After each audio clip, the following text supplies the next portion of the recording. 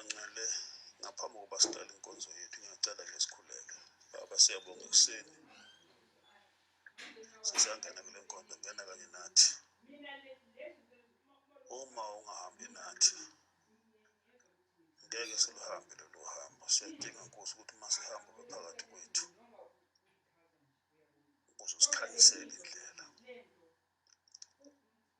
Siyabonga, amen. Banqene sizofisa nje ukuba ngesibuke lesi sihloko lesi esithi Grace versus Law, umusa sokuqhathanisa nomthetho. Ake sibheke kafishane la i-biblical definition of the law. Sizofunda lapha incwadi yamaHebheru chapter 10 verse 1. Ithi le ncwadi umthetho nje uyisithunzi sezinto ezizayo. Law is a shadow of things to come. Ungaphinde futhi uyibheke nawaseKolose chapter 2 verse 17. Iphinda isho into efanayo. So umthetho uyisithunzi. Uma nje sikhuluma ngomthetho biblical sikhuluma ngesithunzi, kusuke kuzanywa lapho. And then bese sibuka igrace. Igrace iyifavor. Kusho ukuthi umuntu ukwenzela ifavor kusho ukuthi ngibe nomusa kuwe. Akwenzela ifavor. Favor into esiyithola singayideserve. Umthetho uthi fana. Igrace ithi ngenxa ukuthi nikwenzela umusa phila. So igrace sifumana umusa ukuthi noma sonile siphile. Kodwa kuyilo masonile siyafa. Esikwazi ukuthi igrace is real. Kanti umthetho is a shadow. Umthetho uyi-shadow of grace. Amen. Sidifana kanjalo-ke igrace. So ake sibukeni la-ke kwakuhlangene-ke lo wesifazane uhlangane noJesu. Uyithuka lo mama lo ebhekene nomusa. Ngapha on the right hand side, on the left hand side unomthetho. Yonke lento ihlangana la kulo mama lo wesifazane lo. Masifunda lapha incwadi kaJohn chapter 8 verse 11. Noma siqale lapha ku verse 10. And then Jesus stood up again and said to the woman, "Where are your accusers? Didn't even one of them condemn you?"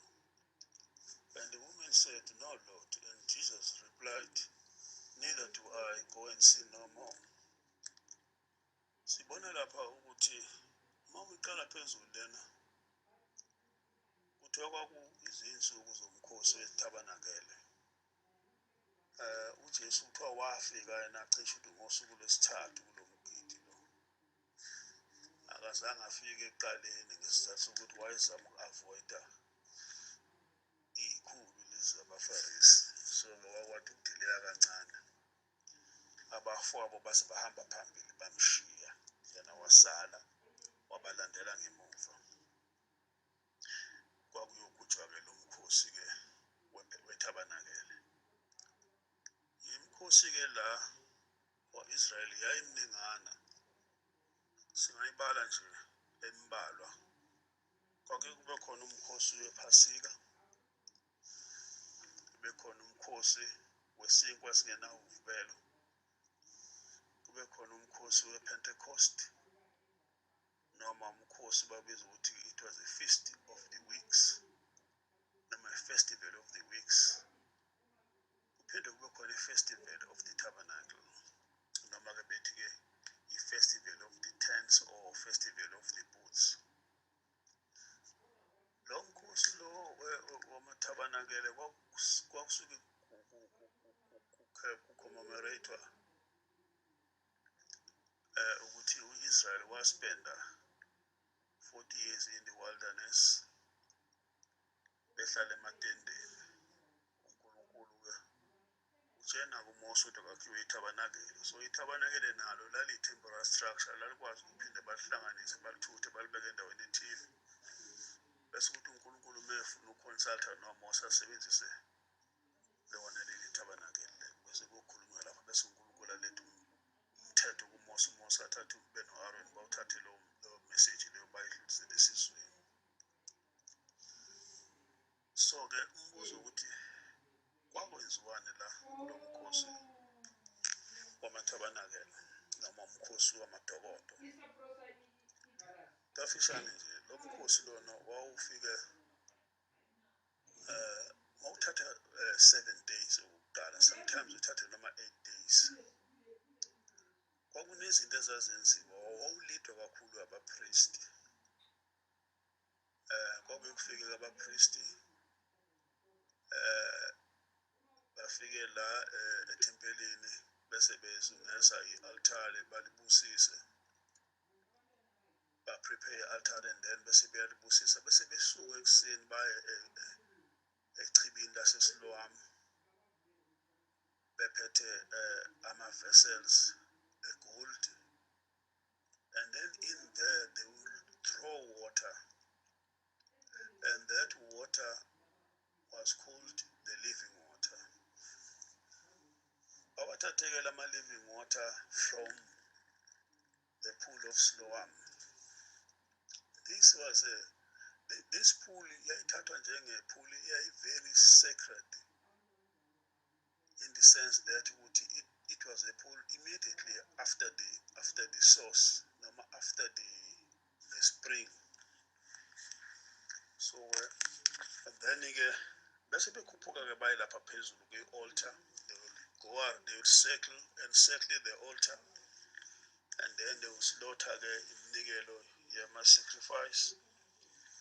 Bese kuthi igazi lakhona bachele ngalo umnikelo, bese bethatha namanzi, this living water, and they will sprinkle this water on top of this. And thereafter bese uthi maseqede lokho in the evening kudliwe inyama kucelebrate kuphuze newayini, kuphuze nawo lamanzi lawo ababahamba bawadraw lapha from the pool of Siloam. So in short, this was this is how this feast was celebrated, and they will do this thing for 7 days. Bese kuthi ngosuku luka-8 babengayi kodraw amanzi, but instead babethandaza, bese bebeka umthandazo ukuthi bayakholwa ukuthi uMessiah will come azobakhulula la esizweni samaRoma. And now Jesus Christ was there. He was the Messiah, of course. Kodwa-ke abambonanga esefikile. So this festival was all about Jesus, but they never recognized that. Ake sibuyene-ke size la kulo mama lo tholakala ukuthi usefika lapha phambi kwaJesu. Indaba iqala la. uJesu ufika nje lapha ekuseni la ethempelini edawn ntathakusa, sekugcwele abantu-ke baningi lapha-ke bafike la ethempelini. Vele ngokomthetho walezi insuku kwakuye kusuka abantu from all over bezocelebrate lo mkhosi lo. Into ababebayenza-ke kulo 7 days bahlale-ke kuma-temporal structures like ama-tent noma bakha amabhuthi, ukuze njalo ekuseni bazovuka baye enkonzweni benze le micimbi yabo, bese kuthi ntambama-ke babuyele bayolala-ke kumabhuthi abo noma kuma-tents abo. So-ke uJesu-ke naye-ke uJesu-ke wafika-ke lapha-ke wafika ethempelini abantu bekhona. Kokufika kwakuphithizela la eJerusalem, people celebrating this feast of the tabernacles. Now, while uJesu busy eshumayela noma efundisa la, sekuqhamuka-ke labantu behamba nalo mama lo, bemphethe bebeza naye la. uJesu-ke usekhuluma-ke amazwi-ke bathi-ke bona-ke uJesu bathi, awumfundisi, sibambe nje lo mama lo, bambambe nje in the very act of adultery. Umthetho kaMose uthi-ke umuntu nje must be stoned to death. Wena-ke Jesu uthini kulokhu? Now already they've misinterpreted the law, because the law mawufunda Leviticus uthi chapter 20 verse 10, both people must be brought before the law and then they must be stoned to death. But in this particular case, they only brought one person, only a woman. That is the first mistake abayenzile bebebethi bona abazi bomthetho. Now the next question would be, where did they find this woman? Why all of a sudden there's a woman yotholakala nje ese-ready ukuthi abanjwe alethwe la? Bamthole kanjani lo mama lo? Yatholakala ukuthi umama lona kwakuyisakhamuzi salapha eNazareth, wayeshadile nomkhwenyana wakhe. Igama lalo mama kwakuthiwa uHildana. And okwesibili kuyatholakala ukuthi indoda yakhe yalo mama yayivele nje imhlupha uJesu, ingamthandi kahle, ngoba noma lapha kuthiwa yayi-troublesome lapha kuJesu, iphazamisana neministry kaJesu. So yayivele le ndoda iyisitha sikaJesu nje kusukela emakhaya, ngoba kusho ukuthi babekhelene noJesu, bayazana ngale makhaya. So ubaba lo, umkhwenyana walo mama lo, aphoqa unkosikazi wakhe ukuthi during festive seasons, mhlambe ngekhathi ey'thile nje bakwahlale kuba nama-festivals lapha, wayeke aphoqe lo mama ukuthi-ke akahambe ayosebenza laphana abuye ephethe imali. Basically, this man would force her wife to commercialize herself for money. Ngoba kuthiwa i-background yakhe yale family, they had some financial problems, so it was easy for them to make money using her because she was a beautiful woman. This is what the history says. Now, so-ke umama nomkhwenyana baplanile ukuthi-ke you will go as usual and make some money, because it's a festive season. It's a busy period. There's a lot of people all over the shore coming to celebrate. So you go down there, you make money in the evening or whatever, after a certain period, to come back and bring back the money to me. In fact, kuthiwa le ndoda was forcing her wife, he was forcing his wife into this prostitution business. And then, of course, a woman had no choice. A man was in charge, so then they agreed. Then the woman was actually following the instructions sendoda yakhe nanokuthi bavumelene basekhaya bahlala ndawonye. But kule period lena kutholakala ukuthi-ke kunalo moya wokuthi uJesu bafisa nokumbulala. So ubaba lona besesuka futhi ahambe ayoconsulta nabaFarisi nezazi imithetho, the law experts at the time, which were actually scribes. So kuthiwa-ke, hey madoda, unkosikazi wami uzobe lapha endaweni ethile in a certain place and actually committing this crime, actually making money, if I may politely say so.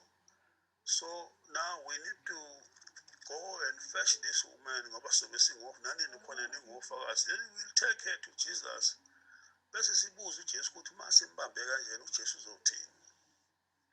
So kwakuyindlela le lo mama agcine esebenzisaka ngayo to commit just wasebenzisaka ngayo ukuze bakwazi ukuthemtha uJesu. Kwasho ukuthi ufike kahle-ke kulesi sikhathi wafika kwi-grace. Now there are two things that are happening here. This woman, she was honest, doing a family business, and in agreement with her husband, but her husband has got two agendas. She's using his wife, but on the other hand, the very same husband is inviting these Jewish authorities to go and accuse Jesus and cause chaos using this woman, using Hildana. You know, it was an embarrassing thing for a woman to find herself surrounded by men and carrying stones. You can imagine. And yet the husband is around.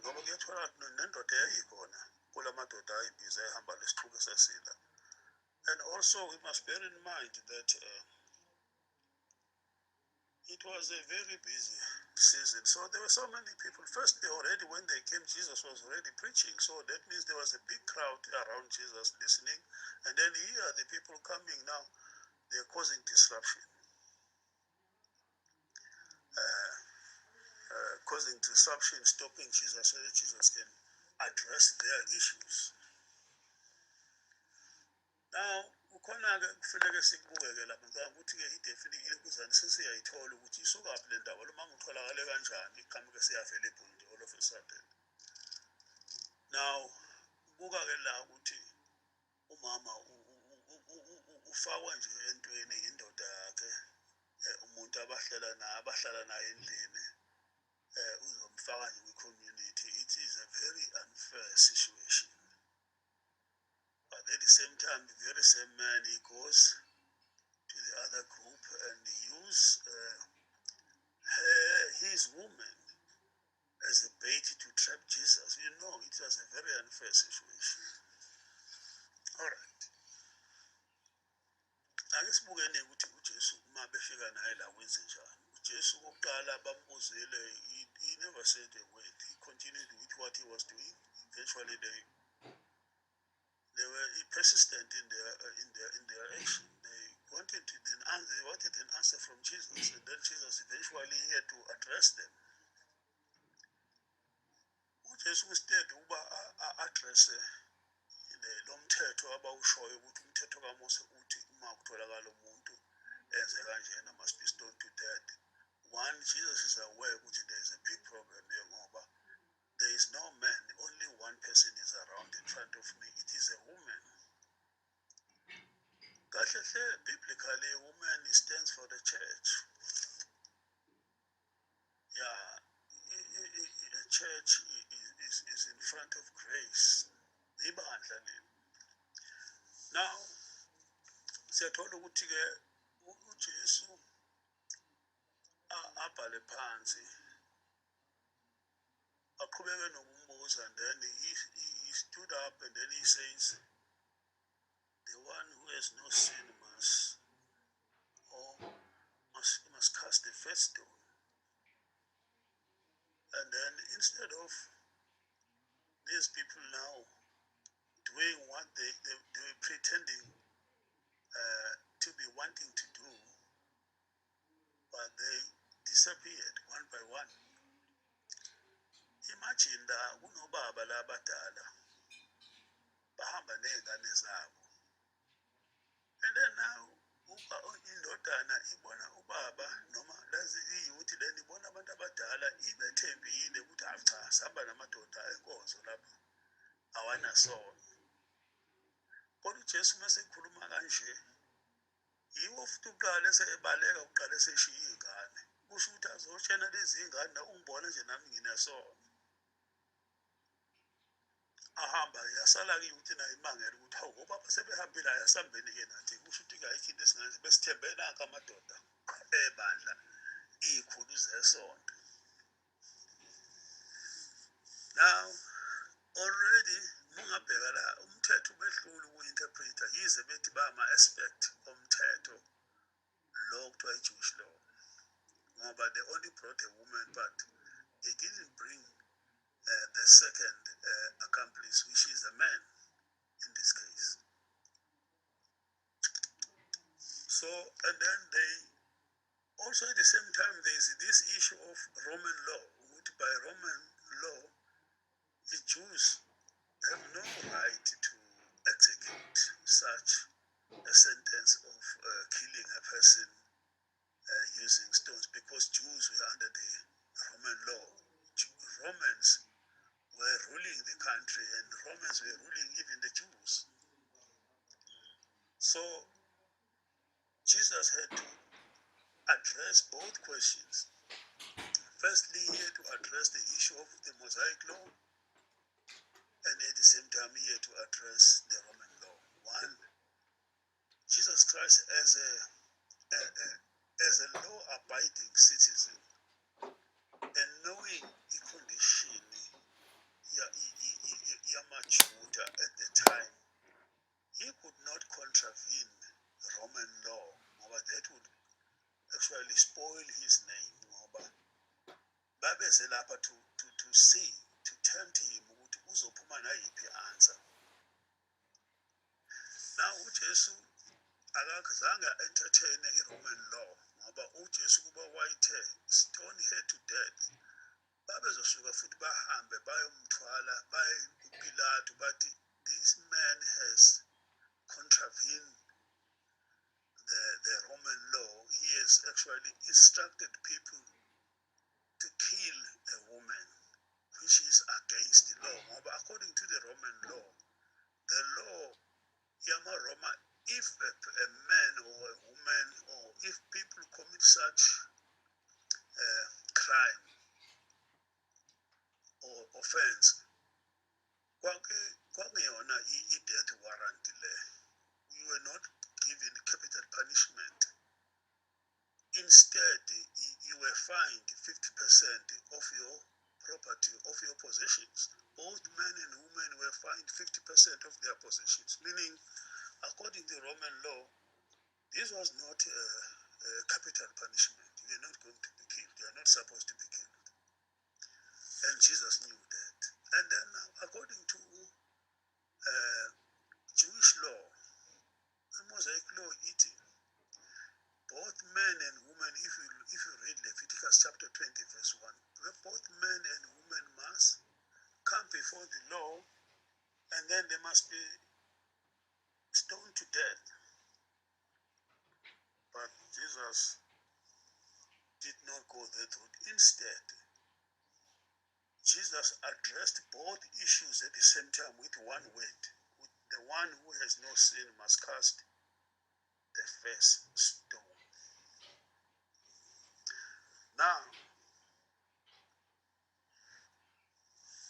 what is law? Law is a shadow of things to come.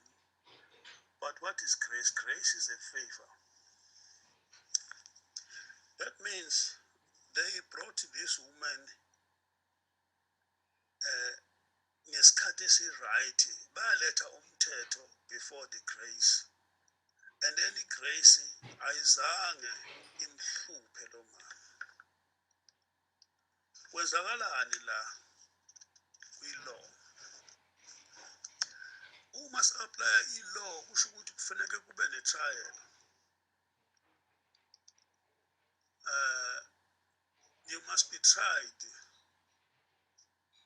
Kufanele ukuthi kube nofakazi indaba yakho ikhulunywe kabuhlungu phakathi kwawo wonke umuntu ukuthi utholakale kanje kwenzekeni. And in most cases la emthethweni umuntu uma engakabanjwa innocent. That's why kuthiwa you are innocent until proven guilty.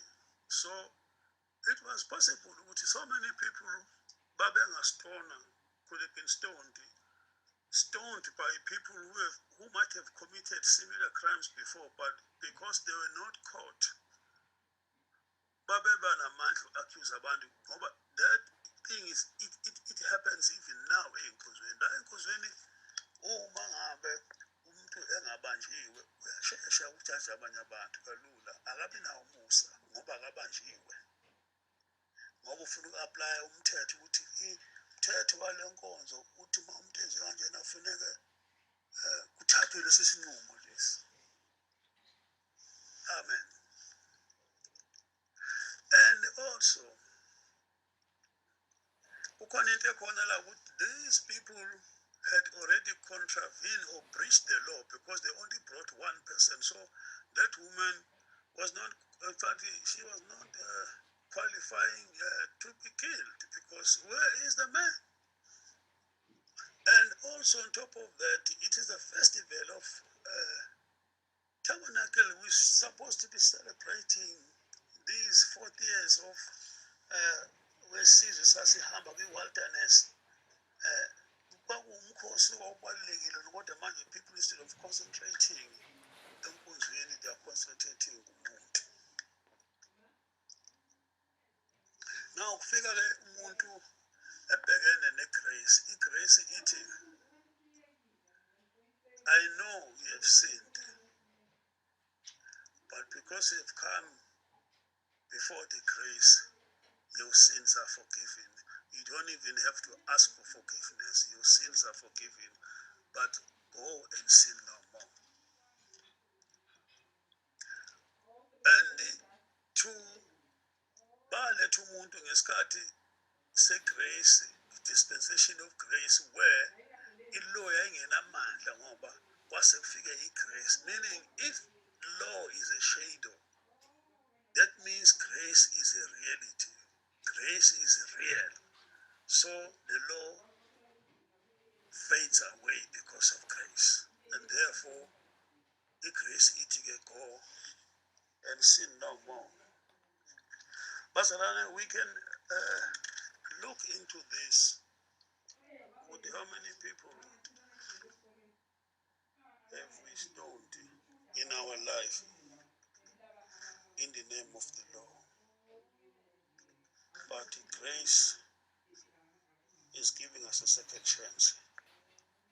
Grace says go and sin no more. The grace does not look at the status of education. Grace does not look at your status in the community. And grace does not look at your bank account. But grace is sufficient for everyone. Grace says, I'm giving you a second chance for free, but go and sin